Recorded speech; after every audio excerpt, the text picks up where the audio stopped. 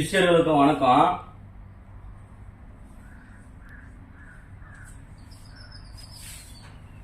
அனைத்து சிஷ்யர்களுக்கும் வணக்கம்.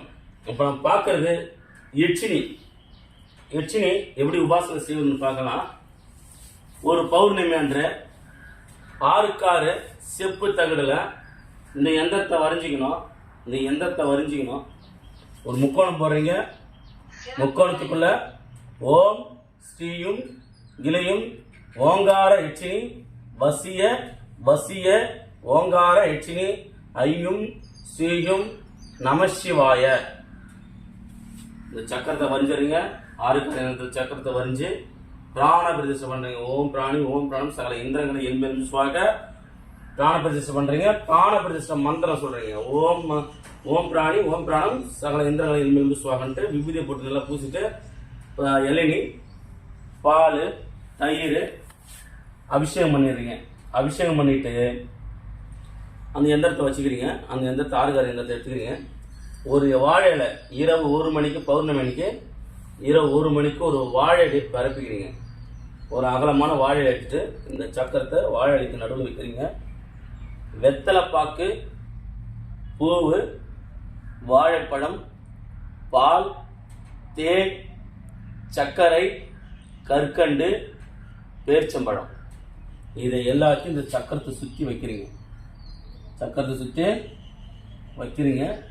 வச்சுட்டு மல்லிப்பூ 1 கிலோ வாங்கி வச்சுக்கிறீங்க. மல்லிப்பூ 1 கிலோ வாங்கி வச்சுருங்க.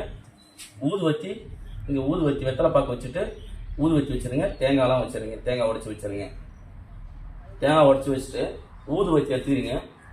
ஒவ்வொரு ஊதுவத்தியை காமிச்சிடுறீங்க. காமிச்சு வச்சுட்டு மல்லிப்பூ எடுத்துக்கிறீங்க. மல்லிப்பூ எடுத்துக்கின்னு ஒவ்வொரு மல்லிப்பூவாக போகிறீங்க.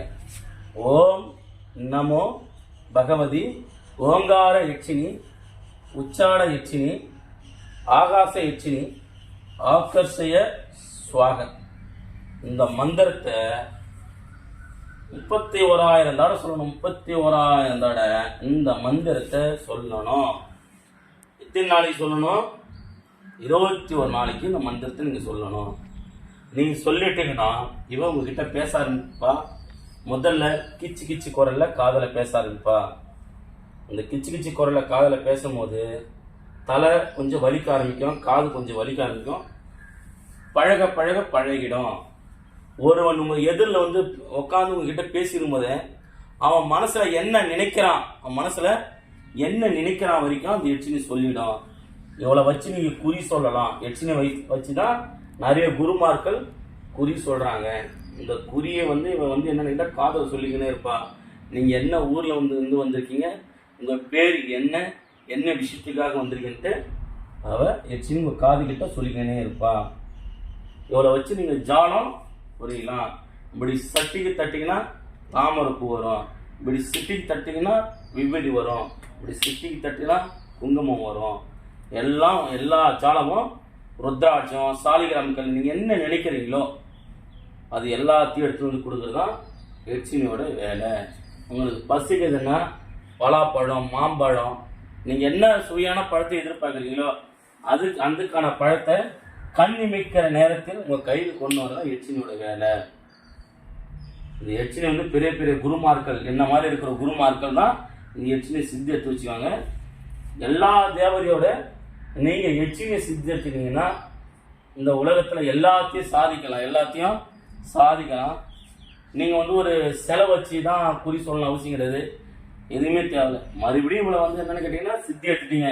31,000 தடவை அந்த மந்திரத்தை சொல்லி இவளை நேருக்கு நின்று அவங்க நம்ம கிட்ட பேச ஆரம்பிச்சிட்டானா, நம்ம காதெல்லாம் பேச ஆரம்பிச்சிட்டானா, அவளை உங்ககிட்ட கூப்பிடணுன்னா 108 வாட்டி மந்திரத்தை சொன்னா தான் அவன் உங்ககிட்ட பேசுவா. எப்போ கூட 108 வாட்டி இந்த மந்திரத்தை சொன்னாதான் இந்த காதுகிட்ட பேசுவா. மீதி டைம்ல உங்களை தொந்தரவு பண்ண மாட்டேன். ஏன்னா சில குருமார்கள் என்ன சொல்றாங்க கேட்டா, யட்சினி சித்தி எடுத்தா ஒரு பக்கத்து காதுல சீல் வழியும். அது கண்ணு பிசாசினி கண்ணு யட்சினி மட்டும்தான் ஒரு பக்கத்து காதுல சீல் வடியும். இதுக்கு சீல் வடிகிறதுக்கோ ஒரு விரல் போகிறதுக்கோ ஒரு பல்லு உடையறதுக்கோ கணவன் மனைவி வாழ வைக்காததுக்கு இந்த யட்சினியோட வேலை கிடையாது. புரியுதுங்களா? யட்சினியோட கணவர் தான் யட்சகர். நான் யட்சகரை பற்றி அப்புறம் போடுறேன்.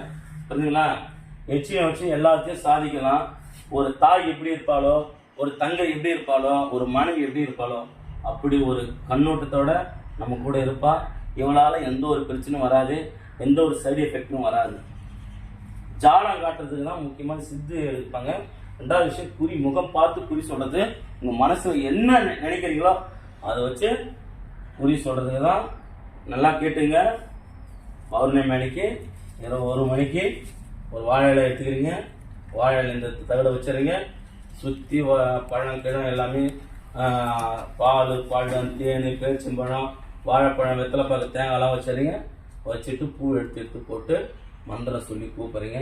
கூப்பிட்டனா கன்ஃபார்மாக 31,000 வாட்டுக்குள்ளே அவள் வந்து இந்த மந்திரத்தை சொல்கிறதுக்குள்ளே அவள் உங்ககிட்ட நேருக்கு நேர்ந்து பேசுவா. இது கையாண்ட முறை. இந்த ரகசியம் வந்து கையாண்ட முறை. பெரிய பெரிய குருமார்கள் வந்து இவரை வச்சு பல வேலை பார்த்துருக்காங்க. மூலிகைகளை, சில மூலிகைகளை இவர் மூலியமா சில மூலிகைகளை வந்து கண்டறிஞ்சிருக்கிறாங்க. நீங்கள் காளியை சித்து எடுத்துருக்கலாம், கருப்பணசாமி சித்து எடுத்துக்கலாம், குட்டி சாத்தான சித்து எடுத்துக்கலாம். நீங்கள் 1000 தேவதைகளை சித்து எடுத்தாலும் சரி, இவ்வளோ சித்து எடுக்கிறதுக்கு பல 1000 தேவதைகளை எடுத்த மாதிரி இவ்வளோ ஒரு ஊரில் ஒருத்தரை சித்து எடுத்துட்டீங்கன்னா, எச்சிலே நீங்கள் சித்து எடுத்தீங்கன்னா பல 1000 தேவதைகளை நீங்கள் சித்து எடுத்த மாதிரி. காசு பணம் கொட்டுன்னு கொட்டும். உங்கள் காலத்தில் காசு பணம் கொட்டுன்னு கொட்டும். நீங்கள் ஒரு இடத்த உங்கள் ஒரு இடத்துக்கு போகிறீங்க. ஒரு குழந்தை உடம்பு சரியில்லை, நீங்கள் தாய்க்கு போடுற சிட்டிக்கு தட்டினா தாய்க்கு கைக்கு வரும். சிட்டிக்கு தட்டினா இந்த தாய்க்கு கைக்கு வரும். இதுக்கான உபாச முறை தான். சூட்சம் இது மறைக்கல. இதில் எந்த ஒரு ரகசியமும் மறைக்கல.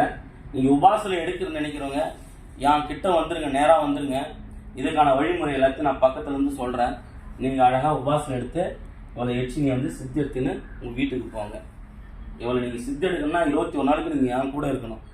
என் கூட இருந்தால் தான் உங்களுக்கு சில பயிற்சியெல்லாம் நான் கொடுப்பேன், சில விதிமுறைகள்லாம் உங்களுக்கு சொல்லுவேன். புரியுதுங்களா? இவ்வளோ ஐயா நீங்கள் சித்தி எடுத்து தர முடியாது, நான் சித்தி எடுத்தே தர முடியாது. இல்லை, ஏன்னா எனக்கு மட்டும்தான் சித்தா. யாருக்கு சித்தி படுத்துறாங்களோ அவங்களுக்கு தான் சித்தி ஆவா. எல்லாருக்கும் சித்தி ஆகிறத தெய்வம் கிடையாது. இல்லைங்களா? நீங்கள் எடுக்கிறீங்களா உங்களுக்கு மட்டும்தான். நான் எடுக்கணும் எனக்கு மட்டும்தான். இது குட்டி சாத்தான் கிடையாது, கை கருப்பு கிடையாது. நான் தாறு பார்க்கறதுக்கு ஒரு காளியை கிடையாது, மற்ற தேவதை கிடையாது. நான் சித்தி எடுத்து உங்களுக்கு தரேன்ட்டு. புரியுதுங்களா? இந்த தேவதை நீங்கள் சித்தி எடுத்தீங்கன்னா இருக்கிறதுலே நீங்கள் தான் பாக்கியசாலி, அருமையான தேவதை. எச்சினியை மீறி ஒரு தேவதை உங்களுக்கு கிடைக்காது. பயன்படுத்திக்கிங்க. புரியுதுங்களா? எந்த ஒரு குருமார்களும் இதை வந்து வெளிப்படையே பேச மாட்டாங்க. ஏன்னா சில குருமார்கள் தெரியல. யூடியூப்ல வந்து நிறைய குருமார்கள் ஏமாத்தி நிற்கிறாங்க. அது அப்படி, இது இப்படி, அது அப்படி, இதுன்னு ஏமாத்தி இருக்கிறவங்க எல்லாமே எல்லா இடத்தையும் ஏமாந்துட்டு லாஸ் ஆகிக்கிட்ட வரீங்க. யாரும் போய் ஏமாறாதீங்க. நீங்கள் என்கிட்ட வரலான்னு பிரச்சனை கிடையாது. நான் வந்து என்கிட்ட வந்து நீங்கள் வந்து உங்களால் தான் சம்பாதிக்கணும் எனக்கு அவசியம் கிடையாது. சொந்தமாக ஃபவுண்டேஷன் வச்சுருக்கேன். நீங்கள் என்கிட்ட வரணும்னு அவசியம் கிடையாது. நீங்கள் அங்கே இருந்து உங்களுக்கான ஒரு செயலை நீங்கள் பயன்படுத்திக்கலாம். நீங்கள் எந்த நேரம் வேணாலும் ஃபோன் பண்ணுங்கள். நைட்டு 10 மணிக்கு மேலே ஃபோன் பண்ணாதீங்க. என்ன டவுட் ஆனாலும் என் கையில் கேளுங்க, நான் உங்களுக்கு சொல்கிறேன். புரியுதுங்களா? முக்கியம், இதுக்கு சக்கரை பொங்கல் வைக்கணும், பாயாசம் வைக்கணும். அதை நான் சொல்ல மறந்துட்டேன். சக்கரை பொங்கலும் பாயாசமும் இது முக்கியமாக வச்சாகணும். புரியுதுங்களா? இது எல்லாத்தையும் சுற்றி தான் நீங்கள் வச்சாகணும். சக்கரத்துக்கு சுற்றி தான் வச்சாகணும். லாஸ்ட் நேரத்தில் அந்த சக்கரத்தை வந்து ஒரு தாயத்தை உள்ளே போட்டு, ஆறுக்கார எந்திரத்தில் ஆறுக்கார ஒரு தாயத்தை போட்டு சக்கரத்தை உள்ளே போட்டு வெள்ளி ஒரு தாயத்தை ரெடி பண்ணி கழுத்தில் மாட்டிக்கிங்க. ஏன்னா லாஸ்ட்டாக என்ன பண்ணுறது தான், இந்த சக்கரத்தை என்ன பண்ணுறதுன்னு கேள்வி கேட்குறீங்கன்னு அடிச்சுங்க. அது இது நான் நிறைய சிஷ்யர்கள் இது வந்து தாயத்தாக போட்டு அடிச்சிங்கன்னா உங்களுக்கு நல்லது. தாயத்தை போட்டு அடிச்சிங்கன்னா நல்லது. ஏன்னா அடிக்கடிக்கு நீங்கள் வந்து உபாசனில் உட்கார தேவை. ஒரு டைம் உபாசனில் உட்கார்ந்தா போதும், உங்களுக்கு அடிமை ஆகிடுவா. மிக்க நன்றி.